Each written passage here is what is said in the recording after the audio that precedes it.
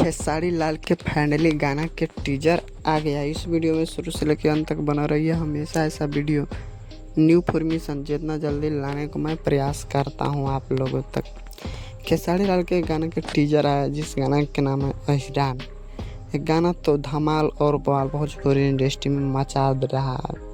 मचाएगा कि बात करी कि कौन सा म्यूजिक से आया, तो म्यूजिक सुर म्यूजिक से आया है। धमाल और बवाल मचा रहा भोजपुरी इंडस्ट्री में। गाना की बात करें तो गाना कल आ जाएगा और कल धमाल और बवाल भोजपुरी इंडस्ट्री में मचाते रहेगा।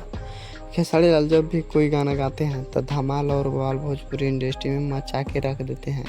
आप लोग नहीं सुने तो जाके सुनिए। और बात करिए तो गाना के गाए हैं खेसारी लाल और शिल्पी राज। और खेसारी लाल जब भी गाना गाते हैं शिल्पी राज धमाल और बवाल भोजपुरी इंडस्ट्री में मचा के रख देता है। हमेशा ऐसा वीडियो न्यू फॉर्मेशन जितना जल्दी लाने का मैं प्रयास करता हूँ। पूरा वीडियो देखने के लिए धन्यवाद। इस वीडियो को नए हो तो इस वीडियो को लाइक और सब्सक्राइब जरूर करें। पूरा वीडियो देखने के लिए धन्यवाद।